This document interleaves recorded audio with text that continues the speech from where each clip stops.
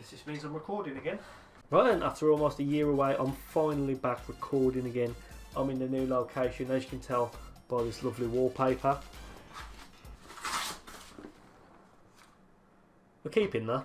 So yeah, as you can tell by the title of this video and the sort of format I'm recording in, this is definitely something new I've never done before. I've been doing videos for 10 years now, and my content hasn't really grown up with me, so I've carried on doing the same stuff I did when I was 16, and yeah, now it's time for a change, as you can see today, as you can tell by the title. So yeah, welcome to the Tekken 1 retrospective. This is an idea I've had for a while now, and it's finally time to put it into action. I've got a new computer, I'm ready to go, but there are going to be some teething problems. Because I've never done content like this before, I don't know what the do's and don'ts are. There might be something that you don't like about the video, or something that you really like about the video. So please let me know in the comments down below. If you liked it, that's great. If you didn't, then that's great too. Just let me know why down below. So you're probably wondering why I'm recording Tekken. That wasn't even planned. That just happened. And the reason is because I've grown up with this series. I've loved it ever since a young age. Ever since before I could wipe my own arse. Which doesn't mean much because I still have problems with that now. Chloe doesn't let me buy white boxes anymore. Hello, it's me from the future. Obviously I'm editing right now, I've got my headphones on. Just a quick note, the other reason I'm doing this retrospective series is because Tekken 8 is coming out possibly in the next year or so. So it's a perfect time to talk about the old games. So yeah, just thought I'd add it in, that's why I've got the headphones on. And yeah, my hair's a bit of a mess. So yeah, back to future me? Past me? Oh, I don't know. Yeah, carry on. Well then, there's not much else to say other than this is Tekken 1 on the PS1. Let's get straight into it. Back in the early 90s, there was one genre of video games that ruled the arcades and home consoles alike, and that was fighting games. Thanks to games like Mortal Kombat and Street Fighter 2, fighting games became the new craze as people wanted to find out who was the superior button masher, them or their friends. Now while Ryu, Zangief, Scorpion and Sub-Zero were okay, there was something a little bit flat about these games. Enter Virtua Fighter, one of the first ever 3D fighting games from Sega. Now Sega released Virtua Fighter in the Japanese arcades back in 1993, but it wouldn't be too long until their arch rivals in the arcade space, Namco, would release their own fighting game known as Tekken. Originally known as Rave War, yep, that's what it was called in the early stages of development. That doesn't sound like it has anything to do with fighting, it sounds like a completely different game entirely.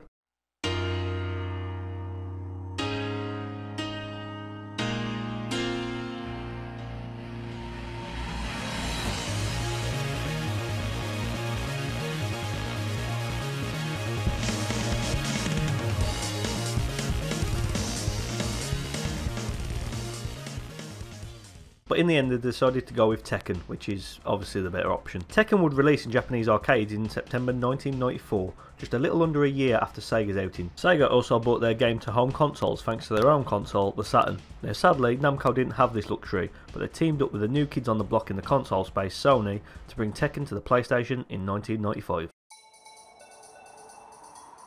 Tekken 1 doesn't actually start with Tekken at all, it starts with a minigame called Galaga. No, not that one.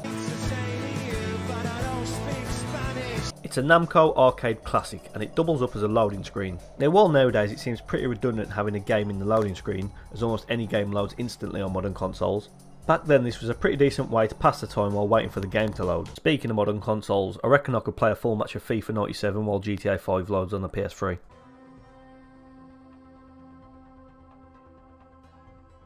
Galaga, no, not that one either, actually holds a secret for Tekken itself.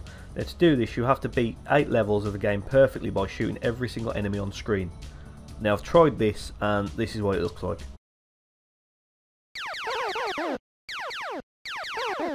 That is the first level. Now, sadly this means I won't be able to unlock Kazuya's secret costume, which is him dressed as a dildo? Maybe I need to blur that image.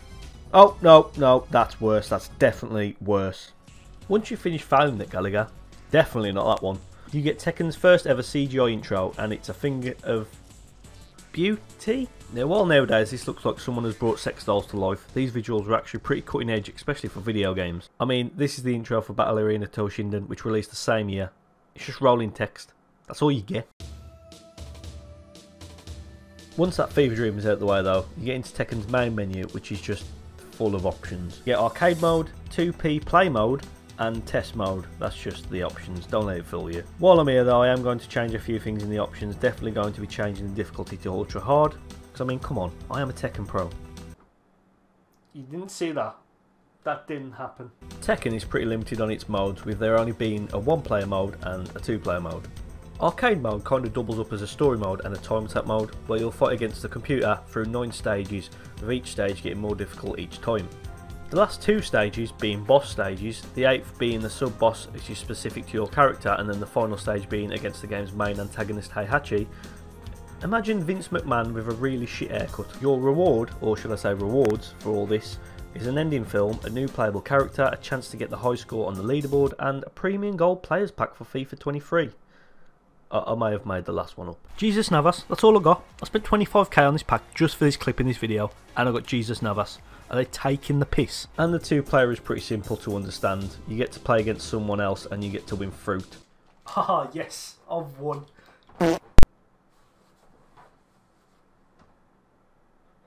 Nice one.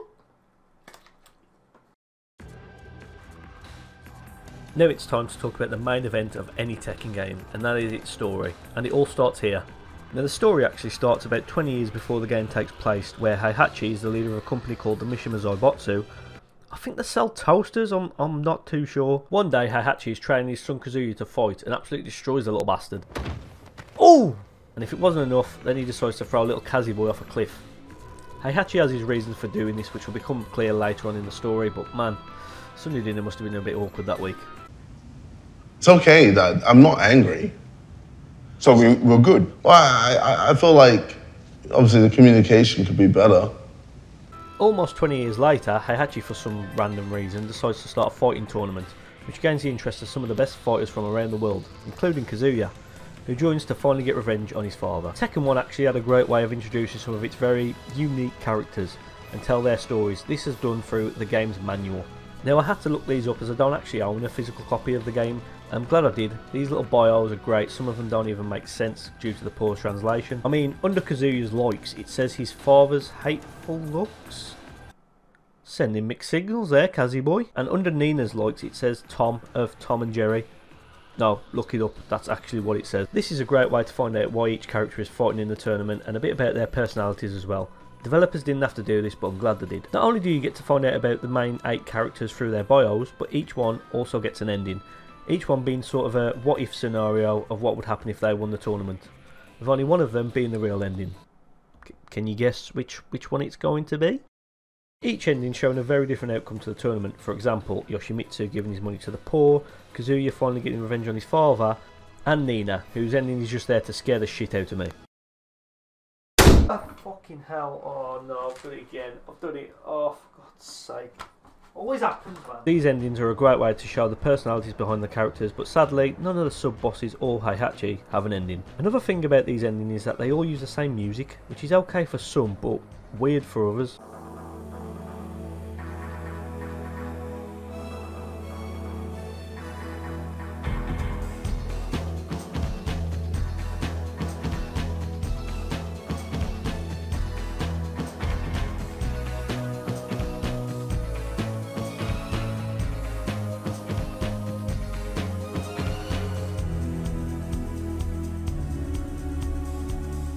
Oh, for God's sake, man, I've done it again. Now it's time to talk about the gameplay, and the best way to describe Tekken's gameplay is imagine the controls from the original Resident Evil in a fighting game, and that's pretty much what you've got. Tekken's control scheme is pretty easy to understand and has stayed the same pretty much all the way through its lifespan. Each face button being connected to a different limb makes it easy to string combos together, even for the most novice of fighting game players. Each character has a unique moveset which will make them good at some attacks and not so good at others. For example, Nina is way better at high kicks, and I found myself using these attacks more and more with her, but with Kazuya, his punch combos seem way more effective. Then there's characters like King, whose background as a professional wrestler means his grapple attacks are second to none, giving Tekken a great balance between different fighting styles and strategies, and I think that's what Tekken does best, showing the character's personality through their fighting style. Now while this seems like it would make Tekken a perfect fighting game, there are some problems. First, the character's movement is a bit tank-like, hence the Resident Evil comparison. Trying to dodge or block attacks feels frustrating sometimes, trying to string a combo together can be difficult. It's hard not to compare Tekken to future games in the franchise thanks to their fast pace and smooth gameplay, but compared to other 3D fighting games at the time, Tekken holds its own.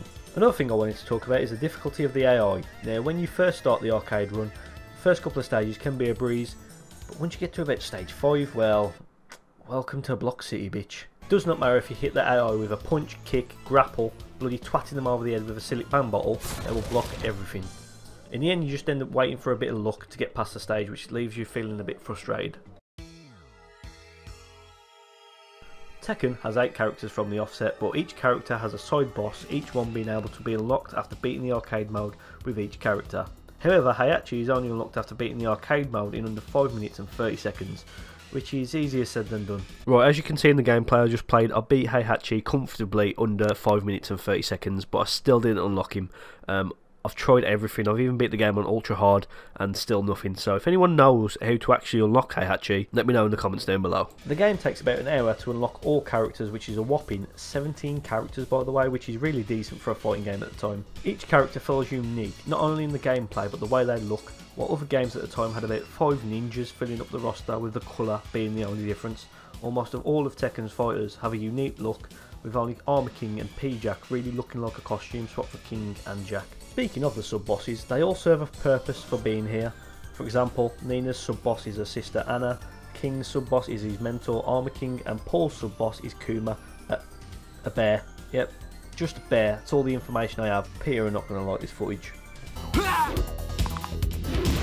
Having all these characters and on top of that the unique and interesting sub-bosses puts Tekken's roster way ahead of anything else in the fighting game genre at that time, in my opinion. For me, the most memorable part of any Tekken game on the PS1 are the stages and music. Tekken's stages look really good considering this was 1994. Games like Virtua Fighter and Battle Arena Toshinden stages look a bit basic compared to Tekken's, which even by today's standards still look great, having a great mix of colourful bright stages like Marine Stadium and Fiji, and more intimidating, more serious stages like Monument Valley and Chicago. Not only do these stages look great, but they sound great too. You're going to hear me say this a lot about the franchise, but Tekken's music is always 10 out of 10. Here's some examples of stages alongside their music.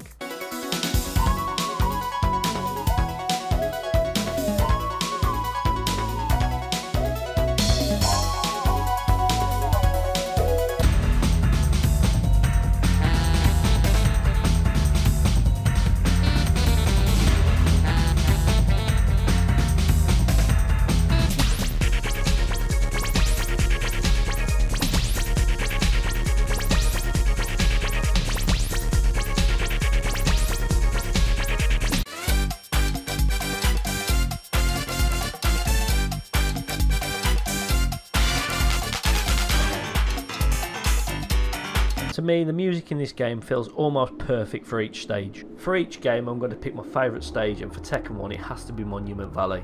It's so intimidating, it feels a bit out of place in the game. 1 minute you're fighting on this lovely beach with this upbeat music, and then you get put in the middle of nowhere with this creepy music and the sun setting in the background. It's a shame that Tekken 1 doesn't have set stages for each character, because this would definitely have been the perfect final stage for Heihachi. Overall, Tekken 1 is never going to be seen as a perfect fighting game, but what it is the perfect foundation on what the future of the franchise would become. With its bizarre characters, crazy storylines and its revolutionary button controls, things could only get better, and players wouldn't have to wait too long to get their hands on the sequel. Tekken will always be fun to go back to, seeing where it all began, even though sometimes the gameplay can be frustrating, but while it lacks in smooth gameplay, it definitely makes up for in charm. I will be ranking every Tekken game in a tier list, and just to give it some respect, because it is the first ever game, I think Tekken 1 gets to be in the B tier. So yeah, that is it for my first ever retrospective video. Hope you enjoyed. It's always hard trying to something new and not knowing how to do it. That's why it took so long to bring this video out. I've been planning it ever since the start of the new year, and it's finally here. And as you can see, I'm hard at work on not Heihachi's terrifying face, but Tekken 2, its sequel. That should be out very soon. So I hope you enjoyed, and remember, if you didn't enjoy it, please let me know why in the comments down below, and I can get to work on the things you didn't like. So yeah, thank you for watching, and as always, I'll see you when I see you.